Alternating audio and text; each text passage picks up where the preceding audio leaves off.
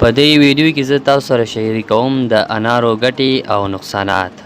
د انارو ګټې: اول، انار مردانه کمزوري له منځه وړي. انار داسې انټي اکسایډونه لري چې د شریانونو د سختېدو یا بندېدو خطر راکموي او مردانه کمزوري په بشپړ ډول له منځه وړي. دوهم، د تبې او پړسوب مخه نیسي. انار پوره ویټامین سي لري چې د تبې، پړسوب، ټوخي او ستوني درد په راکمولو او د هغې په مخنیوي کې د لید وړ مرسته کوي. دریم، د کمخونۍ مخه نیسي. کله چې په زیاته پیمانه انار خورئ نو د هغه پریمانه اوسپنې له امله چې په دې میوه کې دا ستاسو د وینې هموګلوبین زیاتیږي، نو په دې اساس د کمخونۍ له درملنې سره هم د لید وړ مرسته کولی شي.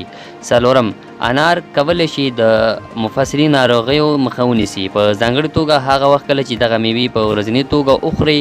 د دې میوې په خوړلو سره ستاسو هډوکي قوي کیږي او نور بیا هیڅکله د دغې ناروغۍ په اړه اندېښمن نه یاستئ. پنځم، که غواړئ داسې څه وخورئ چې اشتها مو زیاته کړي نو انار ښه میوه ده. په ځانګړې توګه د ماشومانو لپاره تاسو کولی شئ چې په خپلو ماشومانو ته د ډوډۍ مخکې د انارو اوبه ورکړئ تر څو وروسته له ډوډۍ خوړلو پوره خوند واخلي. شپږم، که د هاضمې له ستونزې سره مخ یاست نو دغه میوه باید په مکرره توګه وخورئ. دغه میوه بېلابېل انزایمونه لري چې کولی شي د بواسیرو او همدارنګه د هاضمې له خراب سیستم سره مو مرسته وکړي. اووم، د اسهال د مخنیوي ښه درمل. انار کولی شي چې اسهال لا کم کړي او یا حتی بیخي یې ودروي. اتم، د وینې فشار نورمال ساتي. د انار هر ورځ خوړل له هغو کسانو سره ډېره مرسته کوي چې د وینې لوړ فشار لري او کولی شي د وینې فشار یې تر 5% راکم شي.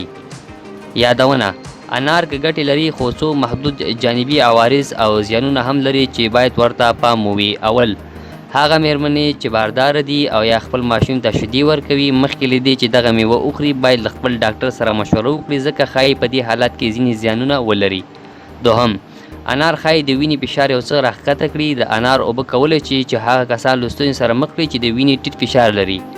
دریم، انار ښایي د وینې پر فشار اغیز وکړي. دا کار ښایي د وینې د فشار په کنټرولولو سره د جراحي په عمل کې تداخل رامنځته کړي.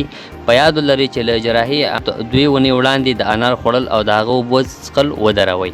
څلورم، که څه هم انار د شکر د مخنیوي لپاره ګټوره میوه ده خو هغه کسان باید ونه خوري چې په دې ناروغۍ اخته دي ځکه انار زیات قند لري. مننه.